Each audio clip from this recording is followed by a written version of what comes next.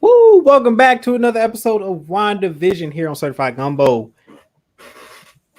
We are joined today by my man Donovan. Donovan! Hey, he's in the building, he's in the house, and as usual, we got Imani. How you doing? And myself. Good. We got a lot of snow this week up here, and I had to shovel. Yo, that Eastern, what was it like? We got 2 feet. Y'all got 2 feet. Dang, that's crazy. We got like 2 inches that melted immediately. At least 16 inches of it is still on the ground. Yeah, I had to shovel. Yeah, I don't miss serving. Oh, you had to shovel. Ooh, that's ugly. That's what I'm saying. I'm too cute to shovel. This was ridiculous. I had to do hard labor. I had to use my inhaler. It was just too much. That's crazy. Yeah, I'm not trying to live that lifestyle. That's crazy, man. Power to you. Power to you. What's that? The groundhog name, Punxsutawney or whatever. Who? The groundhog. It was Groundhog's Day this week. Oh, I totally missed that. I saw it. I don't know what happened. Did you see a shadow? I don't even know what the rule is, but he said it's gonna be 6 more weeks of winter, and I need him to square up. Yeah, I think you saw a shadow. Yeah, immediately. Is that what that means? So when he sees a shadow, right? That means it's more winter, more cold. So, tragic. Got my man P Rich in the comments. First one to comment. What's going on, sir? Hey, congratulations on a well done stream yesterday. If you missed it, the Watchtower, which is the DC show that premiered yesterday, we interviewed oh man, I'm blanking on the name. Dang. Brian Augustine. Oh, I said it wrong. Sorry, y'all. Who is a well credited writer and editor for DC and on the independent scene, and that was a wonderful interview. So go and check that out on the replay. It's posted on the channel. My favorite part about that is when he called me weird because I keep my phone. Hey, he was that was such a great interview. Like he was so open and like very receptive and just a great person to talk to. Great interviewee. He called us geeks. Cool. He did, which we are. I mean, I'm not going front. Like, I mean, we are what we are. You know what I'm saying? Facts. We are what we are. JBM in the house and commenting. But yeah, so we got a quite an episode 5 for WandaVision. This is going to be a spoiler heavy stream, first and foremost. So if you haven't seen episode 5, yeah, you might be spoiled. If you don't want to be spoiled, I would, watch that episode and then come back and rewatch this on the replay. If the video is called WandaVision Recap Episode 5. So if you are here and you did not watch the episode, it's your fault. That is very true. Like we it's in the title. Recap means that we are going to talk about the episode extensively, which includes spoilers. So if you don't want to be spoiled, hey, come back. We welcome you. Definitely we'd love for you to view this episode later once you have seen the episode. If you don't want to be spoiled, if you don't mind spoilers, then continue to watch along because we're going to get into it. I think that this is one of the strongest episodes in the show so far. It continues to build on what I was hoping this show was going to develop into. Thus far, it seems to be on track and on par with what my expectations are. So I'm pleased, but I wasn't doubting the mind of Kevin Feige and the team over there at Marvel and DC, and I almost said DC, but Disney. They've been doing an excellent job with the Marvel property, so definitely looking forward to this. Let's see who else we got. We got Everyday Geeks. What's going on? The Denver Nerds. Yeah, Nerd Avengers showing up. Nerd Avengers representing. Captain's Log is in the building. We got my mom, Miss Cooper. What is going on? I guess she watched the episode. She got off late. She had a rough day at work. So send her some love. Put some hearts in the comment section. Miss Cooper, you need me to fight? I got you. Listen, they're stressing out. It's I don't like that. I don't like it. Listen, But hey, just give me an address. Give me a name. That's all I need. name and address, and that's all she needs. That's all I need. But yeah, so all right, so what do we want to do? Start from the top, start from Act 1, or we just want to just hop into it and bounce around? Because like, man, I got some theories. I got some theories too. Donovan, how you feeling about this episode? It's probably like my favorite episode so far. Yeah. Oh, great episode. Yeah. Scale of 1 to 10, Donovan. Probably like an 8, 7, 7.5, 8. It's your favorite episode? Is it 7.5, 8? Yeah, well, it's not over yet. I'm just saying, like. Yeah, you know what? That's a fair point. It's like it's hard to rate, like give it a 9 or 10, given that the series hasn't concluded. Because it's like we don't know if we've seen the best yet, so it's kind of hard to say that this is like a 10. It feels like it's a 9 or 10, but we got to see just how everything, because like it builds on some stuff. It sets some things up that could potentially lead to another episode being a 9 or a 10. So it's a good foundational episode, but they gotta like execute, you know what I'm saying? So like it might, right now I feel like I'm at like a 8.5, and I might revisit and put it into like a 9.5 category based on how they execute in later episodes. I'm giving it an 8.5, 9, only because now I'm starting to feel like some of my theories are true. And like all that stress I went through in episodes 1 and 2, trying to convince people that like the show is going to be good, just keep going. Yeah. Like all this stuff is going to happen. I could tell like we're getting that now, and I feel better. So it's up there for me. But I do agree, we don't know how it's going to end. So it is kind of hard to rate. Yeah, we're getting those payoffs. Well, we feel like we're getting those payoffs. Like there's certain things, it's like it's almost like they're paying back the investment on like a episodic scale. Like, all right, so we put in like $100 and they've been giving us like $10 back every episode. Like, you know what I'm saying? Like we ain't gotten our full payment back yet, but we're starting to see it it reciprocate with interest. So hopefully we should have a I think it's the show foundationally could set up a lot of things for the MCU and a lot of good things to look forward to. One of the tricky things about this show and how it's being positioned, coming off of Endgame, it's like that was such a monumental thing, the Infinity War Endgame saga, that it's like, all right, well, what do you do from there? Like, how do you build on that even further and make people want to be more invested in the series and the heroes that survive, and then introduce more heroes? And then with the Fox acquisition merger, like that means we're getting Fantastic Four universe and the X-Men universe and Deadpool as well. And like, so this starts to sort of show us like, all right, here's our plan for how we're going to interweave some of these characters and these things that have been absent, that are very integral to Marvel in the Marvel universe, into what we're building over here with Disney and the MCU. So that's, you know, what we're anticipating in the show with the last 2 episodes. You know, this one and the previous one seems to be giving us a like a sneak peek into what the future of the MCU looks like. Man. This is definitely epic. Yeah. Like, all right.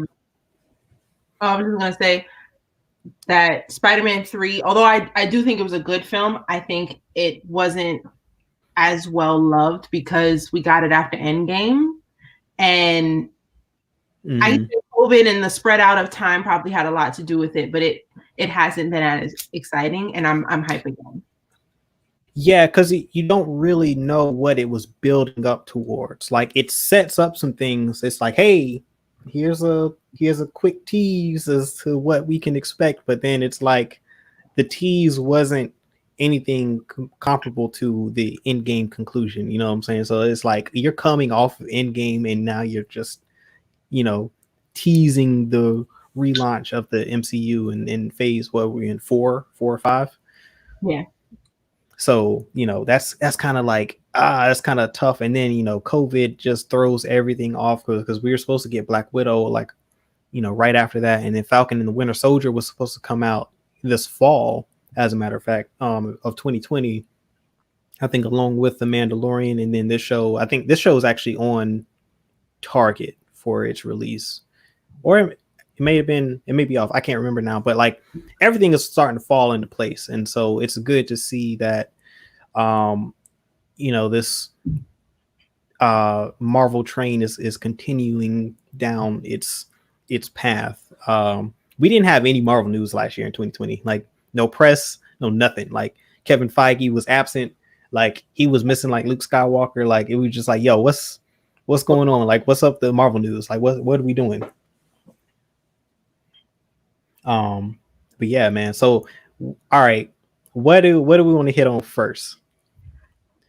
Okay, you sent it to me in text message, and I watched it again, and you're 1,000%. Oh, I'm not. Yeah, well, I'm not ready to talk about that yet. We're not getting into that yet. We're not touching on that yet. Let's wait. Let's save that till later. What you about to say?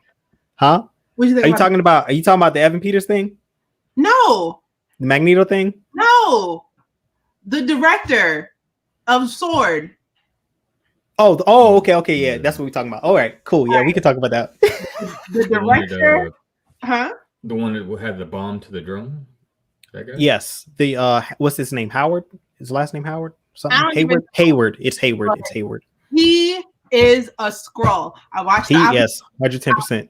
I watched the episode again, and just his language when he was talking about WandaVision, it reminded me of the goofiness of the Skrulls. Not WandaVision. When he was talking about Wanda and how, like, does she have a cool nickname? Yada yada yada. That just didn't seem very director-like to me, and it reminded me a lot of the goofiness of the Skrulls from Captain Marvel.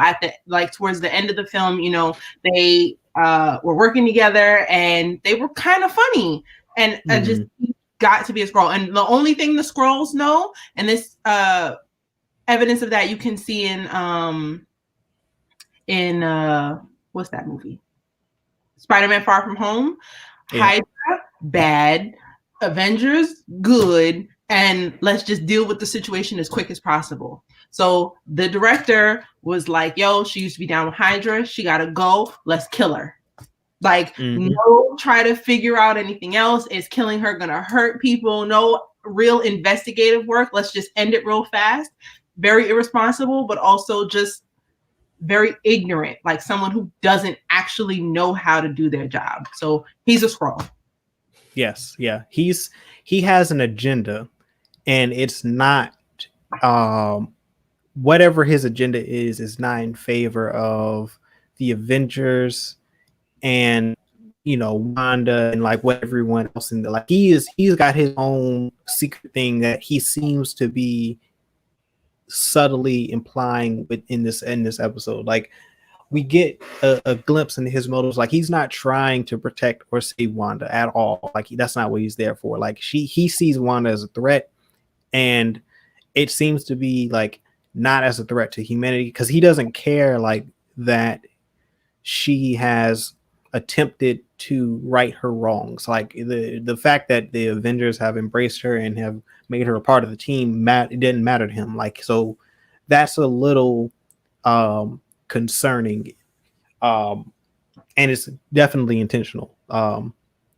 As we know, Secret Invasion is coming, and with Secret Invasion means that's the Skrulls infiltrating the top positions within every government of society. With the events of the blip, as they call it in the MCU, with the snap, we know that there's a lot of chaos. Whoever survived, it allows time for the Skrulls to go in and infiltrate and to become part of leadership. Like they may have seen that as like we don't know what their motivations are, but I'm thinking like, all right, maybe the Skrulls that are on Earth after the blip felt like, all right, the Earth is vulnerable. This is our sanctuary, if you will, and the leadership and everyone in these high level positions are gone. Like, but and these positions need to be filled. So let's insert ourselves and make sure that the Earth and these governments maintain their level of competency while, you know, this event goes on. And so I think between the snap and that 5-year gap, I think that's where they begin to invade. At least that's my theory. I can't back that up with anything. But that I feel like that's how they're setting all of this up, because he took power after the blip.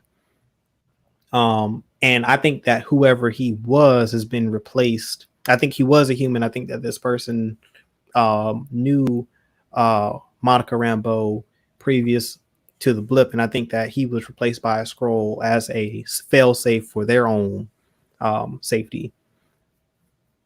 At least that's my theory on that. I definitely agree with that, especially the timing part.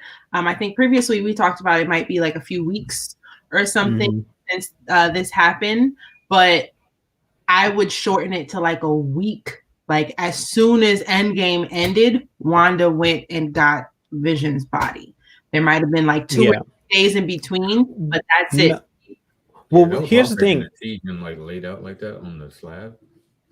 Yeah, like, okay, so it says in the episode that it was 9 days after or before the show starts that she goes in and takes Vision's body from the sword facility. Like, so it's not an immediate thing. Like, I don't think it's as immediate as we are led to believe. I think there's some time passed. I think this is where Mephisto and Nightmare come into play. Like, I think that she makes a deal with them to create the Westview paradox, where she and Vision can live out this fantasy reality for themselves. And I think that she may have been Mephisto? I think so, because she's not in full control. I don't think she was lying at the end when she said that she wasn't in control when Quicksilver shows up, which we'll get into a little bit later. Yeah, I don't think she was lying. I think she was telling Vision the truth. Like, I don't think she remembers how all of this happens, and I don't think that she is in complete control of everyone in Westview. I think there are other forces at play. Also, but when she broke the barrier, she did seem like she knew that she's in control. Like, there are certain elements that she's in control of. She's definitely in control of herself, and she's definitely in control of Vision to a certain degree. And if you notice when she came out, like, her accent was there. That was something I noticed. Yeah, I noticed that too. Like, she went straight to Sokovia. I think Mephisto is more in charge of controlling people's minds, especially after Vision, revived that guy for a few moments. He talked about being in severe pain, and Monica was in pain also. I don't think Wanda wants to hurt anyone. I think I agree with that. I think she really just wants to live out the rest of her life in this fantasy world with Vision and the kids, which is the deal. Yeah, that has to be the deal, because she has no control over the kids. Like, they aged up on their own. Like, she can't use her hex magic to I think they had some help aging up. Exactly. Agnes was all up and through. She was present. Exactly. She was present every single time that something happened with them magic wise. Like, it was wild. You know what I'm saying? Like, she's definitely Agatha Harkness, and she's definitely like Ralph. There's no way Ralph is not Mephisto. Like, it has to be Mephisto. It just makes too much sense. You know what I'm saying? Like, that connection is there. Like, but her motivation, like, what is in question is her motivation. Like, why she agreed to help Mephisto in all of this. Like, what's her end game in all this? Well, I think she probably just did it because he was like, I can make this go away. No, I'm talking about Agnes, like Agatha Harkness. Like, what is her, like, because she's doing this willingly. Like, I mean, they set up the whole thing. Like, I go back to like the first or second episode when she meets Vision for the first time, and she does the hand gesture, and she says, like, Wanda introduces her to Vision, and then Agnes says charmed, and she, like, as she's reaching out to grab his hand, she does this, like, she makes this symbol, which is like that's like hex magic, like what Doctor Strange does, and then she grabs his hand. I'm like, she is not who you think she is. Like, off rip. Today confirmed to me that even though I think she's working with Mephisto, I don't think he's controlling her. I don't think anyone is controlling her mind. She's the first person on the show to question Wanda. I'm talking about Wanda's show specifically. She's the first person to question Wanda's decision as far as like editing goes. Like today, yeah, like she noticed, like she jumped out of edit. Back, like, you definitely want me to help you with the babies, right? And Vision was like, no, what are you talking about? And Wanda was like, you know what? I do want you to help me with the kids. Let's run that back. And she just accepted it. And I was watching this like Vision just went with it. Like, he just went with it. He was arguing. Yeah, because he was like, I'm just gonna go with this. I'm not gonna argue right now. I'd argue right in front of Agnes, like, yo, that was weird. What are you doing? But see, I think they also address it too at the end in that final argument that he has with her, because I don't think he is fully aware of who he is either. Like, so he doesn't even know what's wrong, and he doesn't know in that moment what questions to ask. Like, he doesn't really know. He knows that there's something wrong with that interaction, but he doesn't know exactly what it is yet. Like, that's where she still got some level of control over him, but he's gaining his level of consciousness and independence. I disagree. That's an interesting element too that they're interjecting. I think he doesn't know who he was before this because he died. Like, part of his brain got ripped out of his head. He has memory loss. That's how I'm seeing it. Like, since he's a computer, essentially, you could say his hard drive got wiped. And now, he knows that he existed, but he doesn't remember anything from it. He doesn't know. He probably doesn't even know he was killed. That's also possible. I think, I don't know if she's hiding. That's a very valid point, because I don't know if she's masking and preventing him from accessing certain memories, or he does have, to your point, certain like brain damage. Like, and there's an extent of brain damage from his death, like where he just can't recollect what or who he was or how he even got to this point. Before, is there something else, Donovan, you want to add to that? No, I mean, I just wanted to add like the commercials, the paper towel. Yeah, that was hilarious.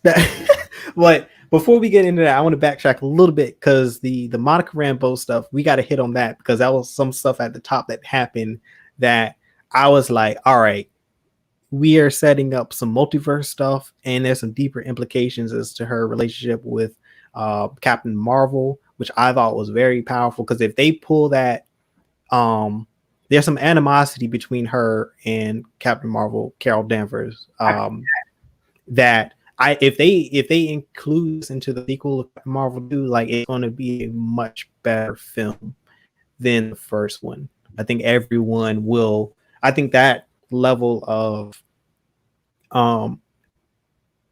interpersonal drama can help with that character, because I think a lot of the valid complaints of the film is like, she doesn't feel like she connects to anybody. And I think that with Monica and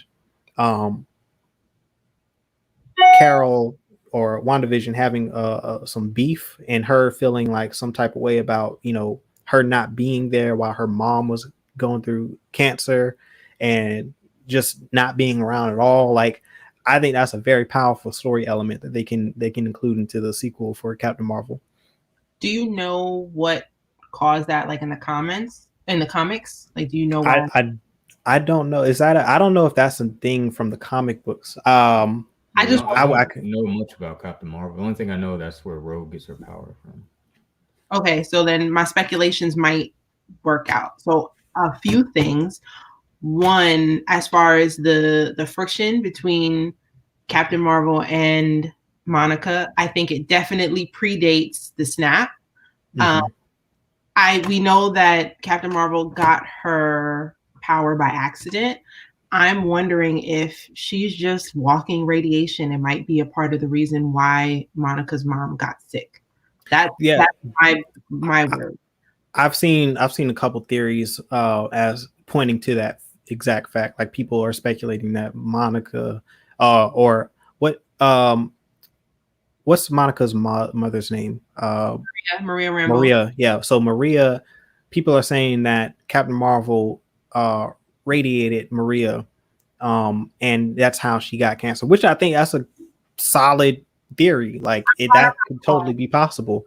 And then being that, you know, really Captain Marvel has not been to Earth since the 90s. Like she reappears at the end of Infinity War, and she has like no contact with Monica and or Maria to from what we know. And I think that they're going to continue that moving forward. I don't think she's you know made contact with them, and like those are her closest friends. And I think that Maria established Sword in an effort to, you know, contact Captain Marvel and to, you know, be sort of aid, and like it's that level of love and friendship wasn't reciprocated. And I think that Monica feels the type of way about that.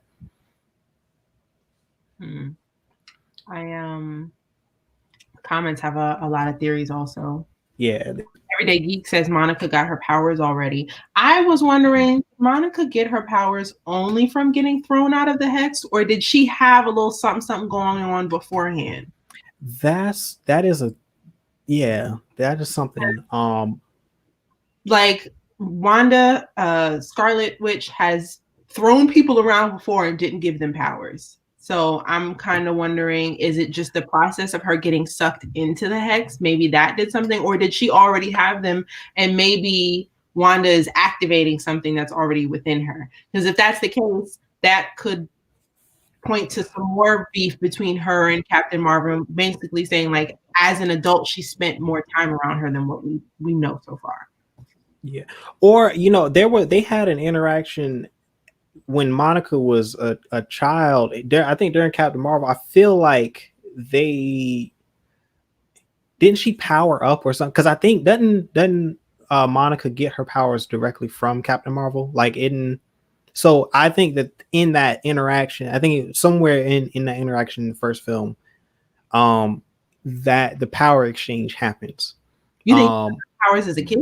In 90s? I think she had I think something during those interactions. I think that's where the power was exchanged. Possibly like that moment when Monica changes and reprograms her suit to her traditional Captain Marvel red, white, and gold. I mean red, blue, and gold. I think in that interaction there's a possibility that the power transfer could have happened, possibly, or it could have happened off screen. I don't know, but I think that it's possible that we saw it in the first film. I think they could treat it like a mutation, like where she had no control over it or even was aware of it until she started getting older, and then it started to manifest itself over time. Sort of like with Wanda, where she just initially, you know, doesn't have control or a level of awareness of her powers, and over time she learns to own that message, like she learned how to control and manipulate it and all that. Like that's a possibility. Yeah. Some people in the comments got JBM asking, how could she do that to Maria and no one else? Like, how could Maria be the only one that got radiation from Captain Marvel? I agree with you. It's a little funky, but the only thing that bothers me is in the same reality where you have all these smart people working for Sword, working for Shield, and you know, we had Tony Stark who cleaned his blood of radiation in what was that? The second Iron Man film. So I don't know. I'm feeling like maybe she has some extra going on in her sickness. They like cancer should be cured in this universe. That don't make no sense to me. Now, there's also the possibility that she just blames her for the sickness. Like, no, there may not be any way to prove that she was irradiated by Captain Marvel, but because like, you know, Carol not being around and just not being there to help them in their efforts to build Sword, and like everything that her mom did for Sword in an effort to connect with Captain Marvel, being basically like fruitless and not being reciprocated, I think she may just harbor some sort of resentment towards her that manifested over time.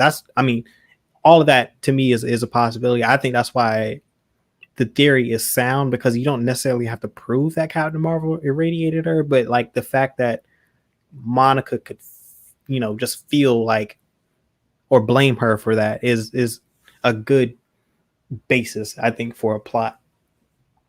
Also, in light of that, she alludes to in a scene that they're talking about the hex magic or the hex particles, and they get a working theory on how they could infiltrate.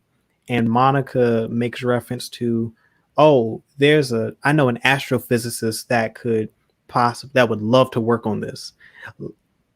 I feel like that astrophysicist that she's referring to is Reed Richards or Mr. Fantastics. Gotta be. Like, I was like, as soon as she named it, because they so emphasized it, like, because there's a pause, like she says it and then it pauses and then they go to the next scene. I'm like, yeah, they did that on purpose. I think that the person she's referring to is Reed Richards in that moment. And also, like, kind of dropped at that too with the astronaut thing. I think that was episode 3. Yeah, episode 3 they talked about the astronaut program, which is that's like how many numbers we have. I'm like, oh, exactly. I like all of that. Has it been confirmed that we're gonna get the Fantastic Four in the Ant-Man Quantum whatever that movie is? Or is that I know that a couple reputable sources have reported it, which would indicate that it's probably real. No one from Marvel or Disney has explicitly stated that they are going to appear, but like I think some of the big scoopers, like I think Culture Crave and some other more notable scoopers have said that this is going to be a thing. And I think what's my man Charles Murphy, who has been like 100% from the field with his speculations and his scoops for Marvel, has also reported that they're going to appear. So like that almost certainly confirms it. Nice. Yeah. I'm trying to think, was there anything else? Oh, also too, the clothing, that was another big thing. I wasn't Wanda. Well, yeah, but see, like here's like the thing about that is like previously all Wanda could do was create an illusion within reality. Like she couldn't physically alter reality with her powers. They with her, altering Monica's outfit to give it that 70s aesthetic means that she literally can alter reality now. Like that's not something that she could do prior to Infinity War Endgame. Like this is something that she is somehow picked up. Maybe what didn't surprise me was I assumed that that's what was happening, especially after the agent in episode 2 came through the sewer, or we saw it in episode 3 when he went down and his outfit changed and then the rope changed. She didn't create something new. It's not like he took that off and put on something else. It's what he was wearing, and the rope actually transformed into something. It changed, and it doesn't change back. Like once you leave that containment zone, that energy field, like it's a permanent type of thing until either that's Wanda doing it or it's like Nightmare, Mephisto, Agatha, who are doing this. Like we don't know, but it seems like it also kind of confirms that I don't know. See, here's the thing. If she did change it, right? Like if she was the one who physically altered the outfit, like she would have known that Monica was a foreign agent. Yeah. I'm torn about what she controls and what she doesn't. Like exactly, me too. She's controlling everything, but Mephisto is controlling her mind. Therefore, she's not necessarily responsible herself for all of the changes, but she's still the one making those changes.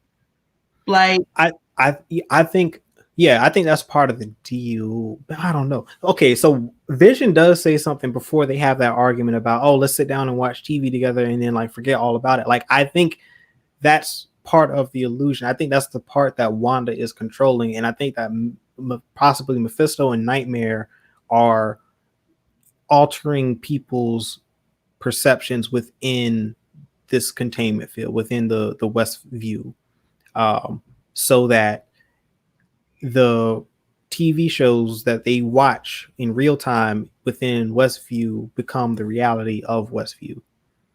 I don't think that Wanda is creating this setting. Like someone said that, you know, she's the actor and then but someone else is directing. Like I think that is a spot on comparison. Like she might be she might have a lot of say or a lot of sway in what goes on screen. Like she might be the top billed actor or actress, but the director, she's not the director of the project. Like someone else is directing. She ain't Misha Green. Right. Trying to think. You know what triggered me today? They confirmed that there are thousands of people in the Hex. Yeah. We haven't seen, I don't think we've seen more than 20.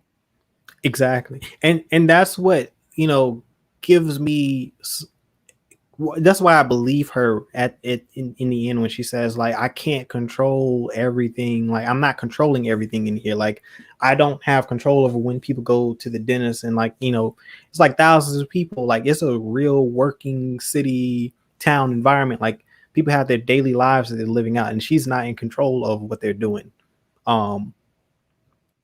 So someone else is controlling like all of that, and like that scene to me that confirmed like, yeah, she's bought into the illusion, but she's not fully in control of it. And she's cognizant, like she knows that this is not real. Like when she steps out of the boundary, she's fully aware that this is a false reality that she's creating, and she just wants to be left alone in it. But she's not the only person in control of it. Gotcha. I also don't think that she is. I think that Mephisto or Nightmare or whoever she made a deal with, if it's both of them, I think that they possibly wiped her mind of what the deal was. Like, I don't think she's aware that the deal for this reality is going to cost her children. And the way they set this up, like with all, like, I love what they did with the kids and the dog and like all of that. And like her having to literally contradict herself with her dog analogy. Because after like, go ahead. Your mom asked it earlier. Why did Agnes kill the dog? Exactly. She definitely killed the dog. Like she wants the kids to not trust Wanda. Like she set that up intentionally. Like she knew, I think Agnes knew that Wanda was going to lie to the kids or contradict herself.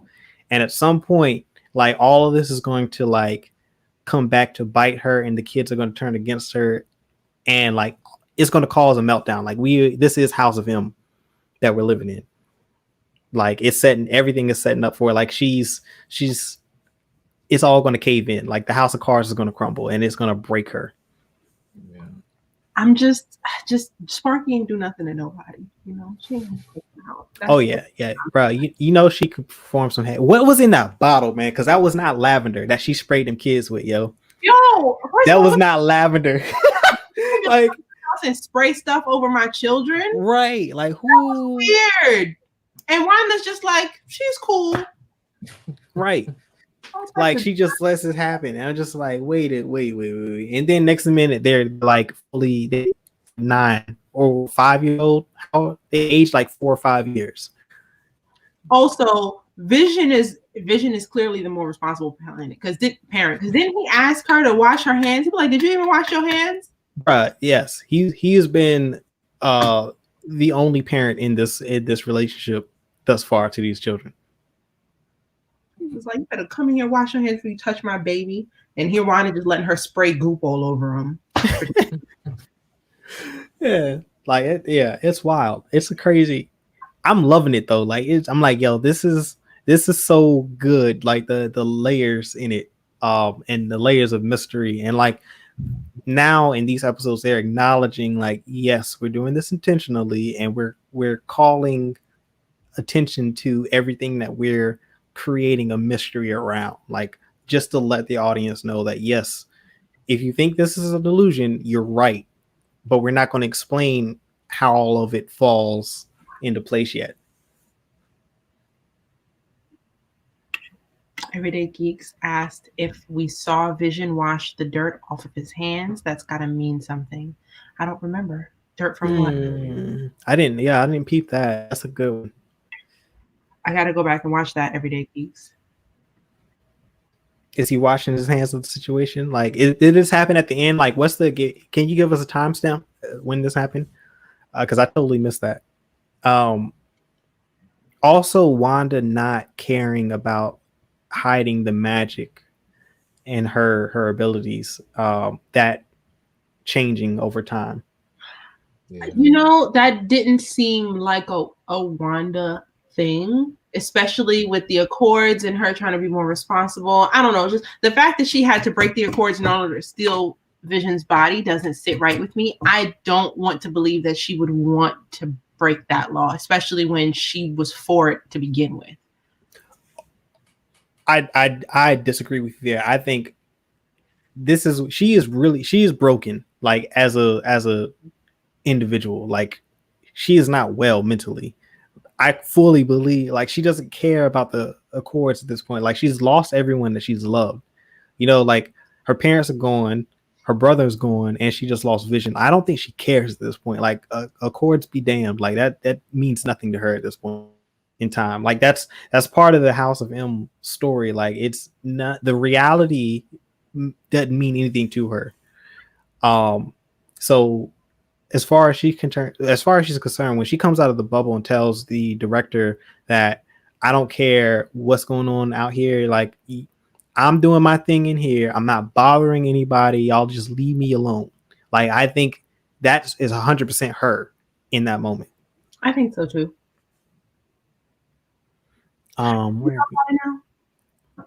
What's that? Can we talk about it now? Okay, let's get into it. Quicksilver. Okay. Oh yeah, it's Mephisto. Or something. You think it's Mephisto? No, just because like the way the audio, like the way he was talking, the audio, how it, like weirdly dubbed. I'm like, yeah, that's not the real. That's a possibility. That's a possibility. Here's the thing. Okay, go ahead.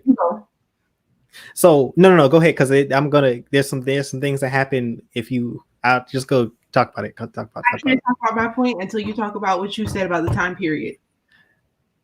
Okay. No. Okay. All right. So let me say this thing up top. In the if you watch the voiceover or something, audio playback. Or the Disney audio playback. Yeah. When he pops up on screen, it says on the caption, the Fox version of Quicksilver appears. It says that, like, literally says that. Yes. I gotta start watching it with the subtitles on. Yeah. Okay. Yeah. Everyday Geeks just pop it in. Like, it says Wanda looks at Petro from X-Men films, from Fox X-Men films, or something like that. Like, it specifically says Fox. And now, to piggyback off of that, I had a theory which I shared with Imani off camera, like earlier, as soon as she finished watching it, because I didn't want to spoil it. All the people, they need to know. Here's my theory as to why they chose this version of Quicksilver and didn't, resurrect the MCU version of Quicksilver. Tell them they're not ready. This sitcom in this episode that we're watching takes place in the 80s. Yep. Days of Future Past, X-Men First Class, and then Apocalypse take place in the 80s, which is why they pulled the Fox version of Quicksilver, because it takes place in the same time period as this TV show.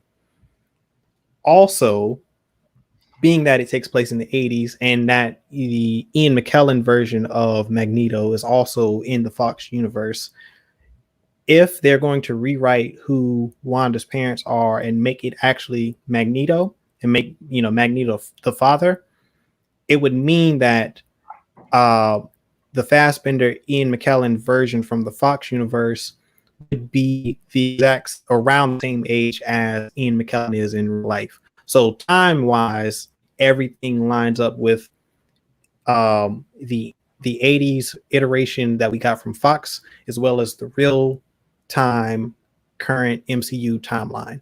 So to me, this all but confirms that we're going to get Magneto in this series before it's all said and done. Possibly also Professor X, and it will be Ian McKellen and Patrick Stewart, Sir Patrick Stewart, reprising their roles. That's my theory. Like, that's why I think they chose the 80s version of Quicksilver. It's not about it being the Fox per se. It's just that time wise, it lines up with what we saw on screen. I think that makes a lot of sense. Doesn't it? I think it does.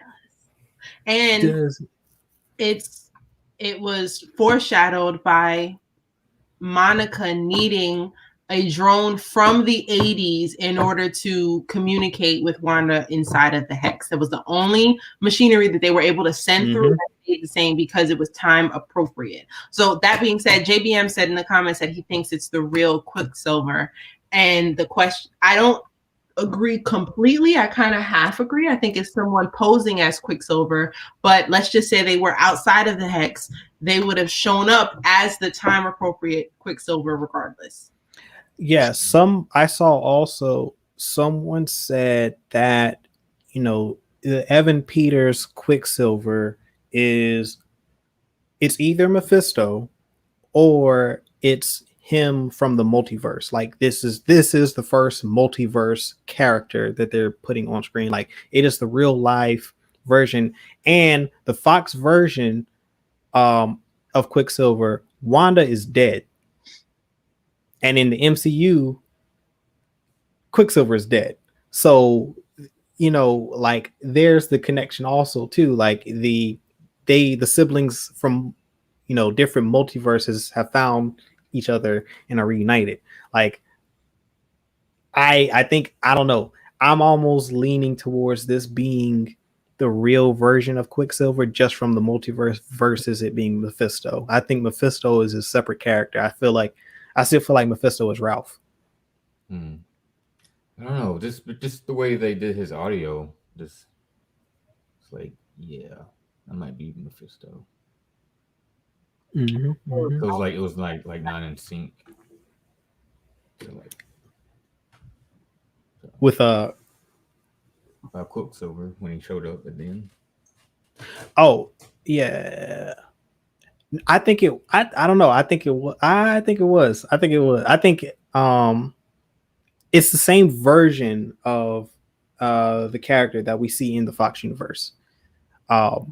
Now it still doesn't necessarily mean that he's not being manipulated. Like, we don't know how he got there, why he's in first, which still, that's why it leaves room for it to still be Mephisto. But the fact that he's in there means that the multiverse exists and they're exploring it and they're putting these characters into it. You know what I'm thinking about? We're trying to figure out who's Mephisto so bad. They've been teasing a Halloween episode of WandaVision that we haven't gotten yet. What if whoever is Mephisto exposes himself by wearing a double costume? That's it's a possibility. We haven't seen Ralph. I don't think. I question whether or not we will see him as Ralph with her. But I mean, if Quicksilver decides to dress up as a devil just because, then that might be our confirmation. Yeah. So yeah, we didn't. So in the trailer, in that teaser that they released, they didn't show him in costume. They show Vision in his traditional, like, comic book costume and Wanda in hers. Vision in that also stops Agnes. And before I get into that, like, we got to get back to the Asian character that he kind of sort of breaks the mind spell for that brief. Is who? I think it was Norman, his name. Norman, yes, Norman. That was a great scene. like he like as soon as Vision did the thing with his mind, like he instantly snapped out of it, and he's like panicking, frantically looking for his sister, trying to communicate with the people, and like he's having a full-on mental breakdown, and Vision like puts him back into the blender, and then he snaps back into it. Well, he did say she's controlling me. Right? He does, but is that what he's being led to believe? I think they're all being led to believe that, especially because they're in pain. It's not like, you know, they're just sleeping or they're just enjoying this from the inside. It's like Julian said, it's the sunken place. Like they are not okay in there. Yeah. Like that in did he say that here or in Discord? He said he put it in Discord. Yeah, that was a great analogy though. That was hilarious.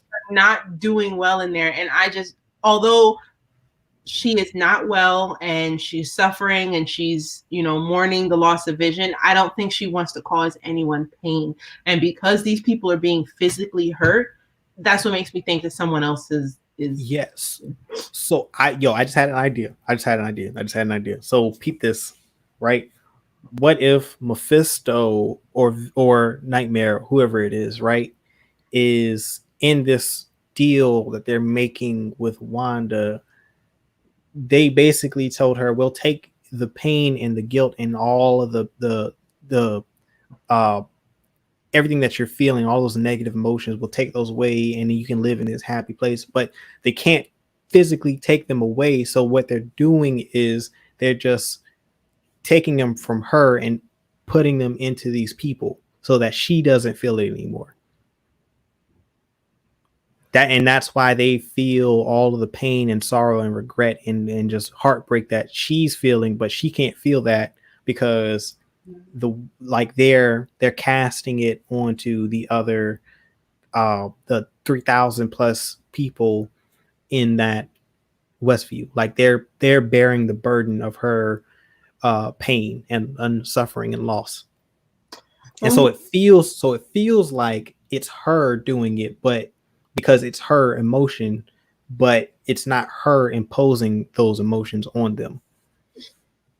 The only issue I have with that is I don't think, although she's pretending to be happy with her children and with Vision, I don't think she's not in pain. Like, especially with how quickly she snapped out of it when Monica mentioned Ultron and her brother, like she was very like, oh nah, you're not gonna be up here reminding me about yada yada yada, and kicked her out. So I don't think her pain has been taken away. I think she's in pain too. I don't think that the reality of what happened has escaped her.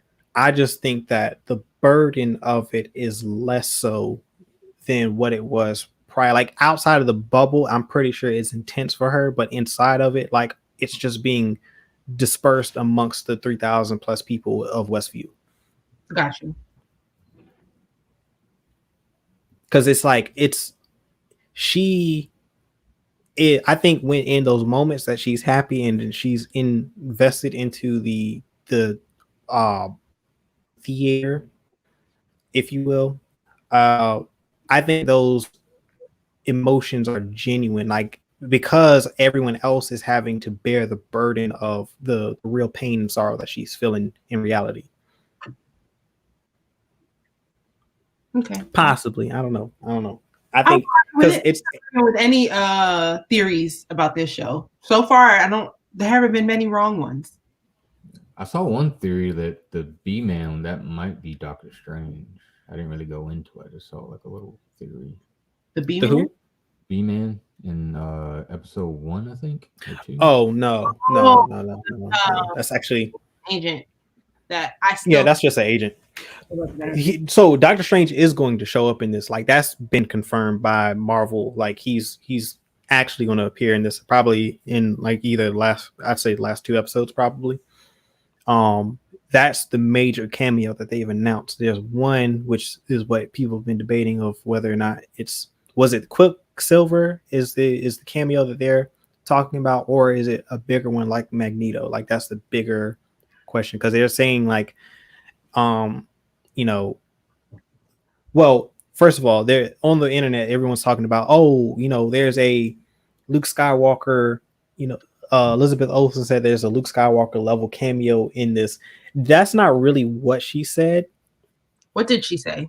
The interviewer posed the question in a way that made it sound like so he basically said something to the effect of the Mandalorian season 2 had Luke Skywalker and that was a major cameo that broke the internet. Is there something like that we can expect from WandaVision?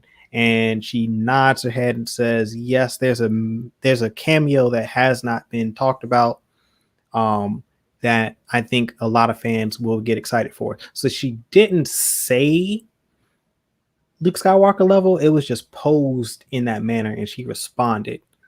So just to kind of sort of clear that up. And when was that interview? That was prior to the show coming out. It was like it's recent. It's more recent. I don't know when exactly it was, but it was a more recent episode or show. My spirit does not want me to accept that the Pietro we got today is that cameo. So I don't think it's it either, because I don't think anyone's gonna get. It's hard for me to believe that that's what she was alluding to. It could be, but it's like I don't think we're not going to get that excited over that character popping up.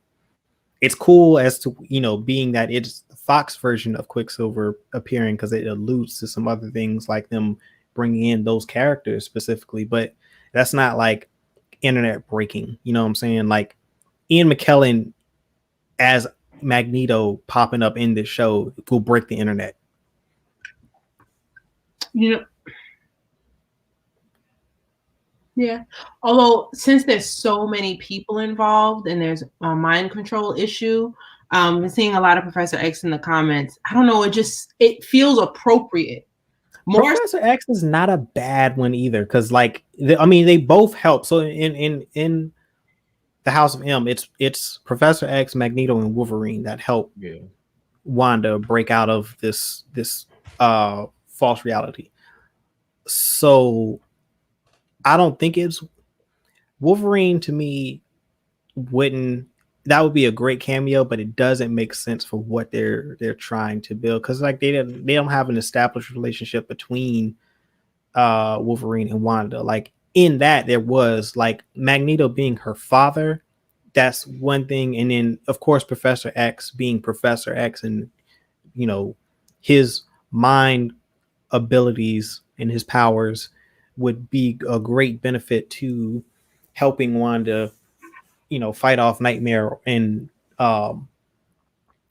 Mephisto, and then would also help with Doctor Strange and her teaming up to defeat whoever the main villain is. That would make sense as well. And that I think those two characters, Professor X, Magneto, and or both, would break the internet popping up in this show.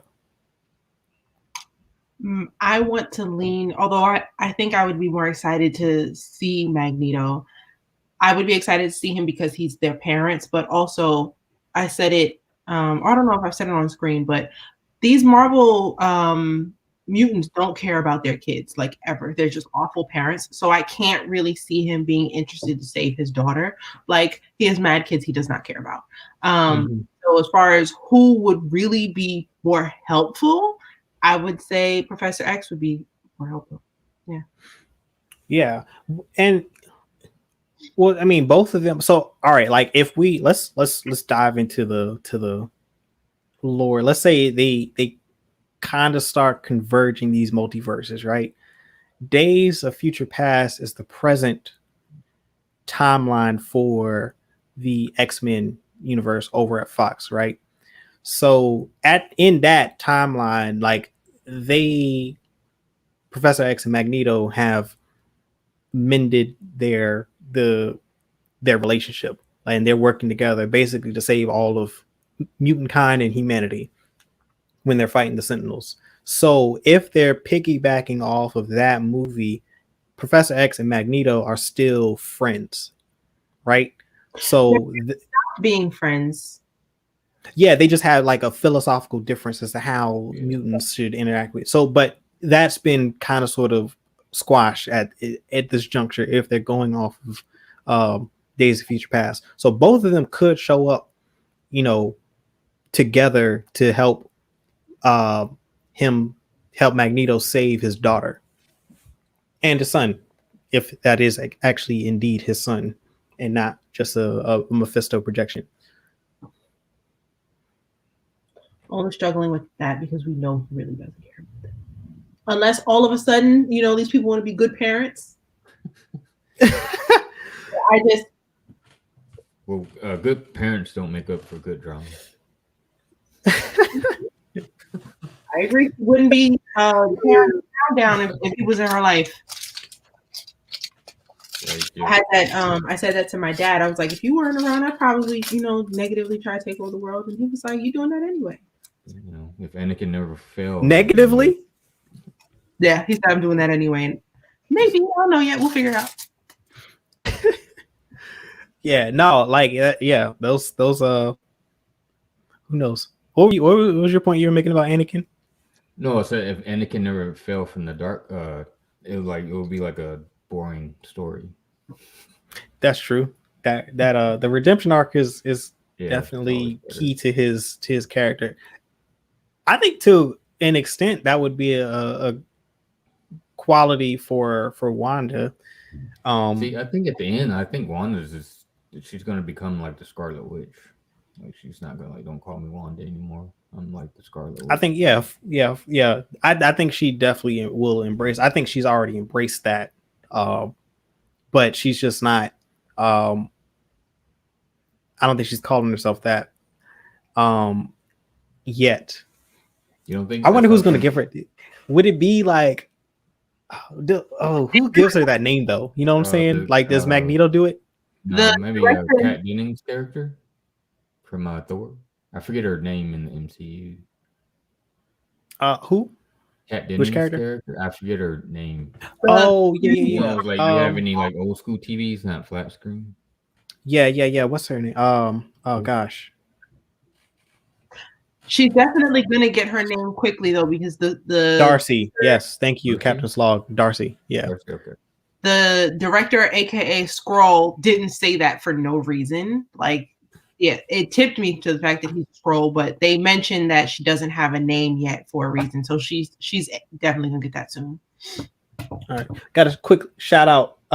Second Street Marvel is going on. Thank you for showing up. We also always appreciate the support and the lonely banter. Welcome to the channel. I don't think I've seen you in the comments before. Welcome to the stream. The lonely banter was brought in by Second Street, so thank you. He's Second Street. He's absolutely a Skrull. We talked about it at the beginning. The director? Yeah, for sure. Huge Skrull, huge. I don't really know what's going on, so I'm just gonna say something. Yeah, he was way too aggressive in his attempts at quelling Wanda. He is just damn everything that she's possibly done, or whatever her situation is. She's a threat. We got to get rid of her.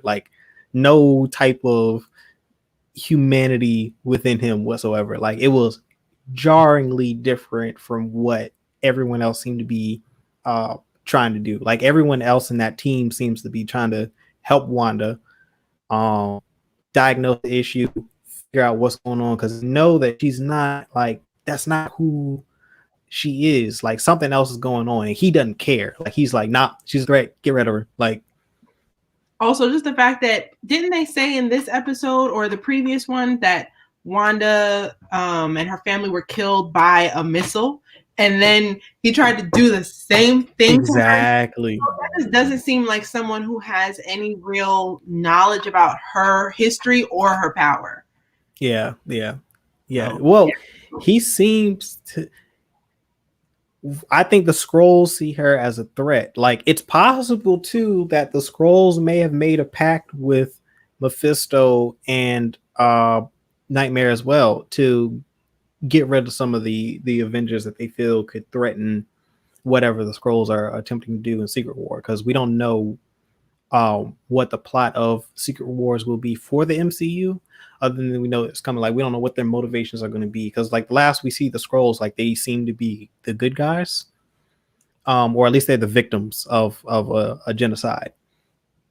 So how that flips, like we don't really know as far as the MCU goes. Like we know what happens in the comics, but like the comics, the MCU is not a direct adaptation of the events from the comic books.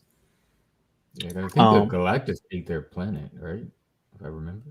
From the comics, yeah. Because it wasn't the who's Carol working for? Or who she kidnapped by? What race was that? What nation? The one where she got her powers from? No, she got her powers from the Infinity Stone, but like they trained her and brainwashed her and all that, because like they were killing the Skrulls like left and right, like they were committing a genocide against them because they felt like they were a threat to them, and they made them the Kree. Thank you, Second Street. Ooh, I was looking for it too. Yeah, the Kree. I don't know. That's such an easy name to remember too. The Kree were they brainwashed her, kidnapped her from Earth, and then made her one of their agents. And then they tried to get her to repress her powers, because like that was like the whole thing with the movie. The dude was like, "Oh yeah, you gotta learn how to fight and defeat your enemies without using your powers. That makes you like a real soldier," or whatever his argument was. It was trash. And so like that, they are not they weren't good guys, and we don't really know what the truth is of the Skrulls. Like we just know from that movie they were being hunted down and exterminated by the Kree. I have a theory. You touched on it a little bit just now about the Skrulls making an agreement with Mephisto to get rid of specific Avengers. I think, well, one, we've spoken several times about how the Infinity Gauntlet works and how the snap works. And all of us were in agreement that whoever holds the gauntlet and does the snap has some sort of control over who goes and what the snap does. I can confirm we are all 100% correct, because today when I was watching, I rewatched the end of Endgame, and Hulk says to Hawkeye that he did try to bring Black Widow back when he snapped, and he was unsuccessful. He said he tried really hard. That might be a part of why he was injured so greatly. He tried to do something maybe that the Gauntlet can't do. The Infinity Stone didn't want to. Yeah. I said that to say, I don't know how truthful Thanos was when he said that the snap would be 100% random. I have a theory that specific Avengers were taken out for a reason. That reason maybe being Mephisto's influence or just an agreement that they made. But when Thanos snapped, he got rid of a whole bunch of people, and I'm assuming for 5 years, Mephisto or whoever, they weren't really causing too much drama because the people they wanted out of the picture were already gone. They didn't have to do much. Now that Hulk did his snap and brought these people back, Mephisto kind of needed to come up with another plan to get rid of Wanda or whoever else he needed to go. So that's my theory. I think, I don't know, it just never made sense to me. Thanos' story for why he wanted to get rid of half of the universe's population, but people not being fed. Well, getting rid of half of them randomly wouldn't make much sense, because you're going to have half as many good people as bad people still, right? So shouldn't you get rid of specific targets? And I don't know, just this makes more sense to me that yes, you can get rid of half of the people, but you can also select specific few to go. Yeah, that makes sense. Maybe not lie the lonely banter, but just omit that part. Yeah, I mean, so we know that from a film standpoint, they wanted the main Avengers from the first film to survive the snap. But from a canonical standpoint, to your point, there has to be a reason why they were the only ones within canon to not be snapped away. Like, because it wouldn't be, if it were truly random, like some of them should have been blipped. Yeah. I got another thing I just thought about. All right, so we're let's get into Doctor Strange a little bit, and speculate with his, anticipated upcoming appearance. Now, the New York Sanctum and all sanctums around the world that protect Earth from these threats, like a Nightmare and Mephisto. He should have been alerted and known that Mephisto had entered the Earth's realm. Like the Sanctum would have, picked up on that, and he should have been, basically dispatched, and he should be on the scene if that were the case. Which leads me to believe that Mephisto hasn't truly manifested, which is why we hadn't truly seen him. I think that Agnes and the kids and all of them are working. I think the kids will be sacrificed to bring Mephisto into reality, which will lead to Doctor Strange appearing in Westview. I don't think anyone's going to call or summon Doctor Strange. I think that however this ends, it's going to end with the kids being sacrificed, Wanda snapping, and then Doctor Strange appearing as well as Mephisto. Like, we may not even see them until like the last like 1 or 2 episodes. Like, the kids being sacrificed and Mephisto like appearing might be like the end of how many episodes? The second to last episode in the season. And then Doctor Strange will show up, and possibly Magneto and Professor X show up at the end or during the season finale. Don't make us wait that long. Or this could. Well, you don't have that many. It could be like Doctor Strange's first encounter with Mephisto. Yeah, because it's like that would be a plot hole, in my opinion. Like if he doesn't, if Mephisto is actually in the physical realm at this point in time, why isn't Doctor Strange and the Order and the Sanctum, responded and tried to send him back to his dimension. Stuff. Yeah, but see, even when Thor and Loki showed up on Earth, like he showed up immediately. He knew they entered Earth space. Like, same thing should apply for Mephisto. Like, he should know some cosmic level threat has entered Earth, and he should be investigating what and who it is. Well, I think they also said, like, I haven't seen the Loki trailer, but also so that like Mephisto was in there too. Maybe like in possibly. I think. Well, I think that isn't Jonathan Majors in it.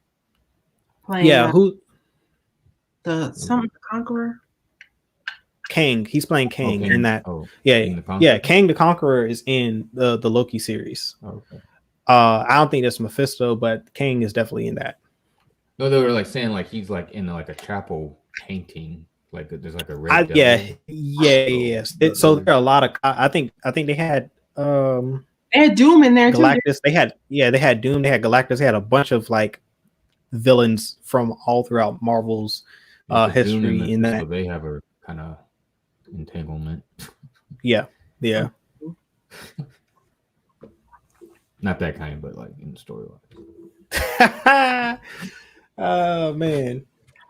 Has there been a show where we know there's a very important character coming up, but we don't know who's been casted to play them? Like, if Mephisto is really in this show, we have no idea who's playing him. That's a big deal, right? Yeah. I mean, what part of it too is if it's CGI and like it's just they just got a voice actor to come in, like that would be awful. But even if it was a major, like from the casting, we should be able to like deduce who that person is that's voicing the character. Mephisto as kind of cool. Never like seen the physical form. If he does show up in this series, just kind of like wait. Yeah, possibly. Yeah. I mean, he might just not. We might not see him at all, and he might be the main villain in Doctor Strange and Multiverse of Madness. Like, it might be that Agnes reveals herself to be Agatha Harkness, and that's who the main villain is for this show. And then from that, they learn that it's Mephisto all along that's been pulling the strings, and then that's where Doctor Strange and Wanda go into action and that's setting up the Multiverse of Madness movie.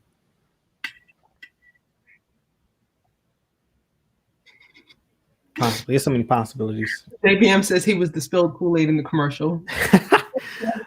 So red has been popping up a lot within it. You know what I'm saying? Like there's so many hints as to like Agnes always talking about like the devil's in the details. Like they're just throwing all these subtle hints about the devil. Like Ralph, I looked it up. Like I think either it's Celtic or one of the ancient European languages. Ralph is like another word for wolf. Yeah. And like the devil is also referred to as a wolf in sheep's clothing. So like it's clear and obvious that he has something to do with what's going on. Whether or not he's going to appear in the physical is yet to be seen. The spill thing, the name of the paper towels, I think that was the name of the city she was in. Yeah. And then the blood and the Kool-Aid with the red. Like, isn't it pronounced Lagos? Yeah. That was the name of the town.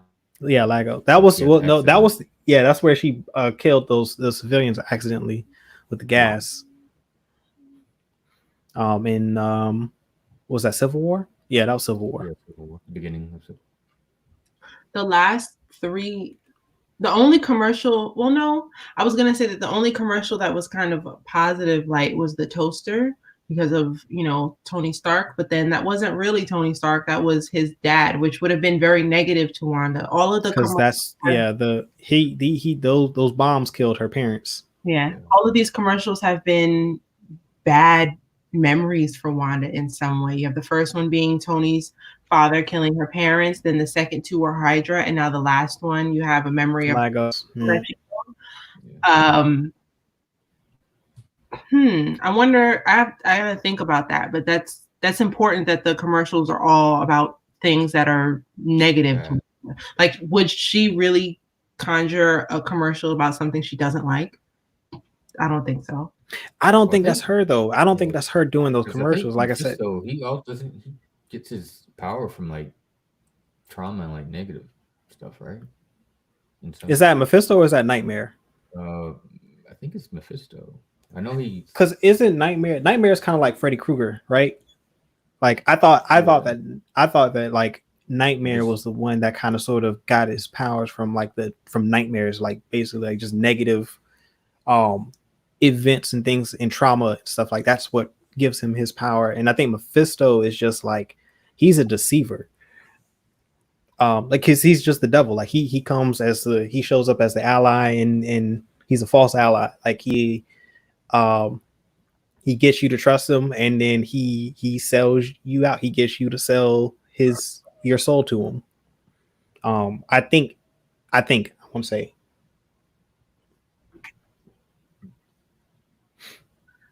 You thinking that might play into the Spider-Man movie because like Peter trying to clear his name? Possibly. So they've been hinting at a Charlie Cox Daredevil from the Netflix series popping up in that as well. Like that's such an ambitious film. Like there's a lot of people like Sinister Six are going to be rumored to appear in that. And Matt Murdock together. Yeah, like someone his suit. I think we're going to get to see him as we're going to see the lawyer. Yeah. Oh. Representing Peter. Okay.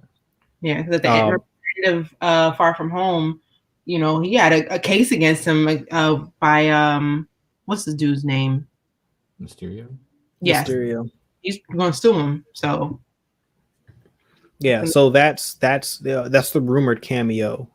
Charlie Cox appearing as I almost called Tony Stark, Peter Parker's lawyer, Tony Jr. Yeah, and then Sinister Six. So yeah, it's a lot of multiverse stuff. So multiverse is going to be expanded upon within Spider-Man 3 with all of the various Fox iterations of the Sinister Six appearing, as well as like the ones that have already appeared for the MCU. The quantum, quantum mania is going to also blow up the multiverse as well. With Ant-Man, like that's where we're supposed to get the Fantastic Four and Doctor, Reed Richards, possibly. I don't know if they said the full Fantastic Four. I think I've heard Reed Richards is going to appear in that. And I heard that in Black Panther 2 that Doom is going to be the main villain in that. I heard that he's supposed to be it's possible that they're positioning him as the one who kills T'Challa in the film within the MCU. And so that's going to be interesting if that's the route they take. That film was still pretty much, I think they're still writing that. So I don't know if how much merit that is. That would be an interesting thing if they did that. I have a question for you guys. And this question is for the audience too. Please let us know in the comments. Knowing everything that we know so far with WandaVision is going and all of the rumors that are coming up, which film are you most excited for and why? Which upcoming film are you most excited for and why? That's tough.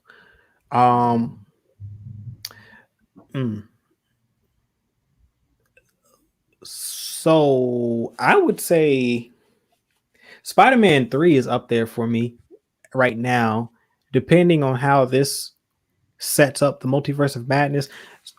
Spider-Man 3 and Multiverse of Madness are like 1 and 2, and depending on how this show ends and how well it sets up Multiverse of Madness, it would elevate Multiverse of Madness over Spider-Man 3 for me. But as it stands, Spider-Man 3 is top, and then Multiverse, like, they're neck and neck. I'd say Spider-Man 3, then Multiverse.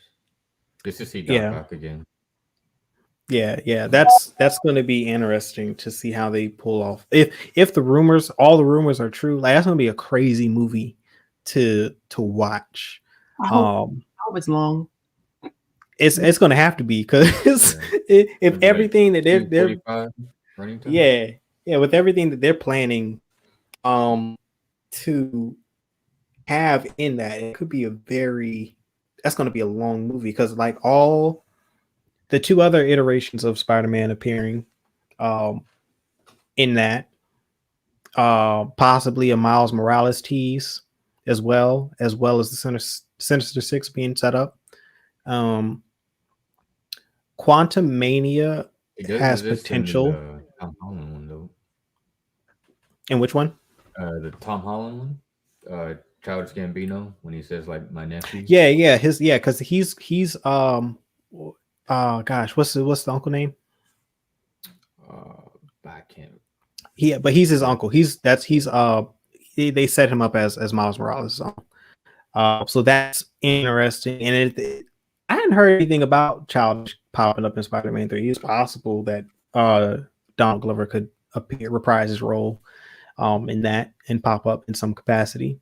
Even in a short cameo would be cool. What else? Everyday Geeks, welcome back. I just posed the question. Everything that we know about WandaVision and all the rumors for the upcoming films, which new upcoming MCU film are you most excited for and why?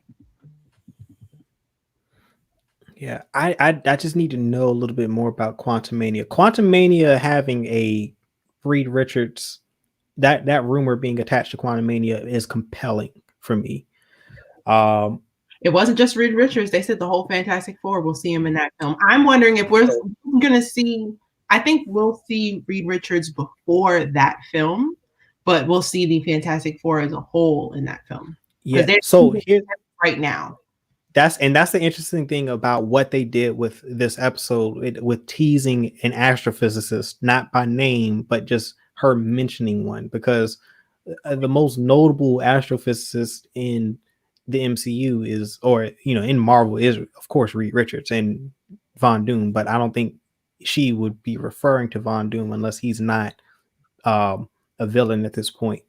I think that was a Reed Richards tease. I think when we see Reed Richards, he will be attached to Sword in some capacity. She may even contact him directly. That would be kind of cool. I don't know, but that could be interesting. Like, they said that this show WandaVision is going to be the foundation for Marvel moving forward. I'm thinking that, that kind of set up a Fantastic Four Reed Richards play. Very subtle, but it's still relevant and still does in some way have a foundational element for that reveal. I don't know, but we've heard the most about Dora, Love and Thunder that's another one that we've gotten a lot of information, but it's not up there for me right now based on what we've heard and what we're anticipating with Spider-Man 3 and Multiverse of Madness. So those are my top two, and then followed by, I think, Love and Thunder, and I'm not that excited. I'm going to see that because I enjoyed the second, or what was that, the third Thor movie? Mm-hmm. Yeah, the Taika Waititi directed. I really enjoyed that movie. I had a great time with that. I thought it was good that they didn't take itself too serious. I'm interested to see how he directs Love and Thunder, but it's not a high bucket. Well, it's not a high list item for me. Donovan, you said you were hyped for Spider-Man 3 and Multiverse Madness. Spider-Man 3 is definitely up there for me, but I'm really hyped for Deadpool because now that he has access to all of these characters that he didn't have access to before, like the jokes are gonna be 10 times better just because he has more ammo. Like these fourth wall breaks are gonna be great, and we're gonna get a cameo that's even more epic than the one we got in, what was it, the first Deadpool, when they had all of the X-Men feature pass that cast in it in the room. Who was they had? I was about to say they went to the yeah. I think it was to the School of the Gifted. Yeah, I think who did they have? That was before he hurt his legs. Before Professor X hurt his legs, so he was like closing the door. Maybe that was Beast. I don't know. But just imagine Deadpool, but now he has access to everybody. Yeah, and they did confirm that it will be rated R. So they're not gonna make it PG-13. So that I forgot about that one too. I think for me, I'm cool with the Deadpool film. I'm gonna watch that, but like right now, as far as like MCU, like I'm more excited about the films that are gonna set up like all of these character connections in the villains. I don't see how Deadpool ties into that directly. It's going to be fun to see him in the MCU interacting with the Avengers and all the characters. Like I'm definitely looking forward to that, but I can't say that it's a high anticipation item for me. I agree. His previous films were very self-serving. They were about a problem that only affected him and he wanted to solve it. I think it would be dope if he has a little bit more responsibility. I don't know if we're going to get that, but I think it would be cool to see Deadpool in a film that is pivotal to the MCU in Phase 4. Maybe I think so too. I think so too. Yeah. I think I'm looking forward to them to set up Silver Surfer in one of these. I don't know whatever film Silver Surfer is going to appear in. That's the one I'm looking forward to. Hadn't been announced. We have no idea when or where he's going to pop up. But when that is announced, that's the one I'm definitely most hyped for. Yeah. I wonder how they're going to make it look. I try to not remember the other one. Yeah. Yes. I also think, I guess that they're going to recast Fantastic Four. I don't mind them not recasting the X-Men. I like most of those characters. Well, at least Professor X and Magneto. Everybody else kind of sort of is free range for me. I don't mind if they recast Fantastic Four, but I liked the Fantastic Four casting in that movie. It was just, the movie was bad, and so it made the actors look bad, but I thought the casting was great. That was the only thing I think they did well in that movie was Cap. I think that if they had stuck with Trank's vision for the film and not tampered with it as much as they did, I would reserve my judgment, because I know he wanted to make Sue Storm black, which I would have preferred if they're going to make Johnny Storm black. Like you're talking about Michael B. Jordan, the Fan Force. Yeah. Like I would have, it's kind of like it seemed weird to be like now, like they're not blood relatives now. I was like, adopted.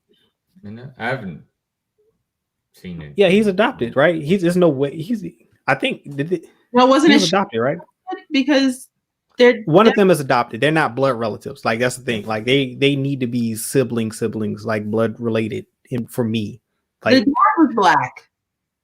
So yeah, so she was adopted. Like that's either way. Whoever it to me, I'm like, why? I don't feel. It's just weird to me.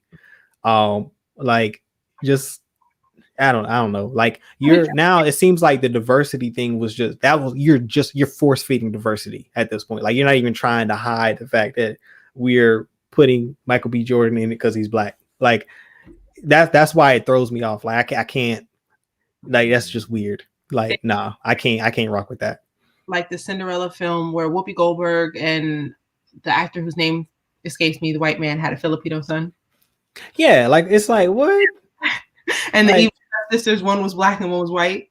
Yeah, it's like, I mean, but that's a little. So stepsisters, okay, but this is Sue Storm and Johnny Storm, like they're siblings, like they're not one's not adopted. Like I'm not. I just wouldn't. I couldn't buy into that. Not that the casting was bad. Not that I don't like the actors and actresses in the film. That's not my issue. It's just that for the characters and for the story, that makes no sense to me, and I just couldn't. I didn't buy it. Actually, Michael B. Jordan can't be the Human Torch because he's a Killmonger. Yeah, he's Killmonger, so they're going to have to recast. Yeah, you're right. All right, I'll let it go. There was no there was no way that Kevin Feige was going to have that cast return, because then that would make that story canon. Like no. I'm not. No, he's not touching that. Like with a 10-foot pole. You just get Emily Blunt and Jim from The Office. Yeah. So John Krasinski has been rumored for a long time to be having a role within MCU. It was, Mr. Fantastic was the fan casting for him, but I've heard otherwise. He is going to appear in the MCU, but not as Reed Richards. Oh, that's yeah. He's there's a contract. I don't know if he signed a contract yet, but from what I understand, it's not going to be for Reed Richards. It's going to be for another character within the MCU. Fan casting of that for Fantastic Four. Reed Richards. Just Reed Richards specifically. I want to think about that some more. All right. Everyday Geek says Spider-Man 3 easily for his top pick, because the Spider-Verse setup. Yeah, I think for a lot of people, and then seeing Fantastic Four and Spider-Man team up, absolutely. I mean, like, it would have been nice, in my opinion, to get all like the original cast for the Avengers plus the X-Men and Fantastic Four ensemble on screen, like with Robert Downey Jr. as Iron Man and Chris Evans as Captain America, which means they also can't use the original Fantastic Four casting because he was the Human Torch. So they're just gonna have to recast the Fantastic Four. It's crazy. So, same person, Captain America and the OG Human Torch. Yeah. So I mean, that's my thing with that. I want to see that ensemble though in some capacity. Even they have to get do some multiverse madness stuff to get a version of Robert Downey Jr.'s Tony Stark Iron Man on screen again in an ensemble with the X-Men and Fantastic Four and the original Avengers, and have that massive team up to take on like Galactus or Doom or someone. Everyday Geek also says that with Fantastic Four. Okay, Fantastic Four not being the full superhero team yet, just helping the other Spider-Man. Okay, yeah. So Reed Richards helping Spider-Man, helping like Tobey Maguire get home. Yeah. So helping them navigate the multiverse and helping, that actually makes sense because he would be the guy they will want to go to for that. Joseph Gordon-Levitt is not a bad casting for Reed Richards. Small in my mind, Reed Richards is like tall. Yeah, that would be my own. That's my only hang up because like I'm like 6'5" for Reed Richards at least. Yeah, but you can use camera angles and make him taller than what he actually is. But that's not a bad, as far as like the caliber actor that he is. That's not a bad casting. I'm always good with unknowns. Like, just give me 4 unknowns that are phenomenal. I don't know, maybe the guy that played Rob Stark. I don't know his name. He's in The Bodyguard. Isn't he in the he's supposed to be in the Eternals? Is he? He's one of the Eternals. Okay. Yeah, both of the Stark brothers are in the Eternals. Which? Yeah, Rob Stark and Jon Snow are both in the Eternals, the upcoming Eternals film. Is that a film or a TV show? I can't remember. But they have been cast. Like, that casting was revealed. No, that might not be right. I was thinking of the Skarsgård brother, the one that was in True Blood. Alexander Skarsgård. There's too many of them. There's a lot of them. Yo, that's a big family. It was like only 3. The dad and it's the dad, 2 brothers. I think they've got like. Yes, I was talking about Alex. Well, they have a sister. They have a sister too, right? 2 sisters, I think. 2 sisters. Yeah, I think all of them are actors and actresses. Yo, the mom is an actress too. That's crazy. Like, all of them. Yeah, it's a whole family of actors and actresses. Like, they're everywhere. And a lot of stuff. I was wrong. The last son has long hair. All right. Well, we are an hour 30. So we are over time. But guys want to wrap it up here, or are you gonna keep going? We could go on forever, but I'm good. I want to watch it again. I want to take my theories back and the feedback that we got from the comments today, and I definitely want to watch that again. I want to watch Captain Marvel again.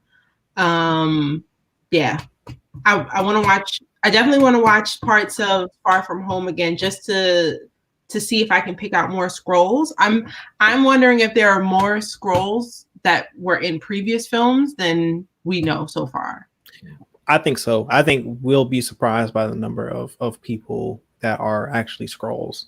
And it's possible that they could set this up to be like, going all the way back to the first Avengers movie, that the scrolls, because like they've been here since the 90s. You know what I'm saying? So like the level of infiltration that they could have possibly done at this point in the timeline is like, I mean, they could have infiltrated every level of every government and society on the planet. I mean, they could have infiltrated Hydra. They could have it's the possibilities are endless, but also so I think, to your point, we're going to wrap this up because you go on forever if we continue this conversation. Donovan, was it any shout outs? Any you want to shout out social media, anything like that where people can find you? No, I'm good. I mean, I'm on Instagram. My name _Holmes. But no. So Donovan _Holmes Instagram. Imani, closing remarks. You follow me everywhere at Know the Curl. I'll see y'all tomorrow at the cookout. Happy Black History Month. Yeah, speaking of the cookout, what are the show notes for tomorrow? And let's give us a rundown. We already dropped those. We got some good news. Not Fantastic Four, Black Panther, Wakanda. The Wakanda show. Mm-hmm.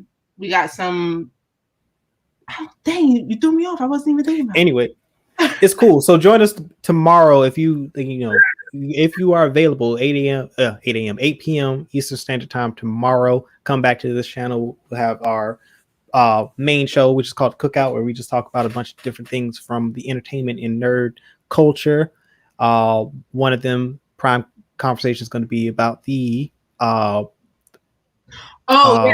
got him Wakanda up. show. So yes, we got a Wakanda themed show at Disney Plus. Ryan Coogler signed a 5-year deal. We're going to talk about Lil Uzi Vision. Yeah, we're going to talk about that at the top because that's wild. And then Leica Studios is the animation studio that's responsible for giving you Coraline, Kubo and the Two Strings, is opening up a studio at Bowie State. That's a big deal. Nice.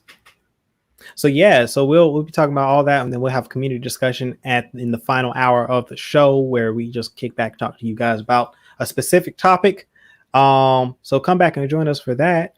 It's going to be a fun-filled conversation as always, and that's every Saturday at 8 p.m. Eastern Standard Time here on this channel. We will be reviewing episode 6 of WandaVision next Friday, same time, 8 p.m. Eastern Standard Time.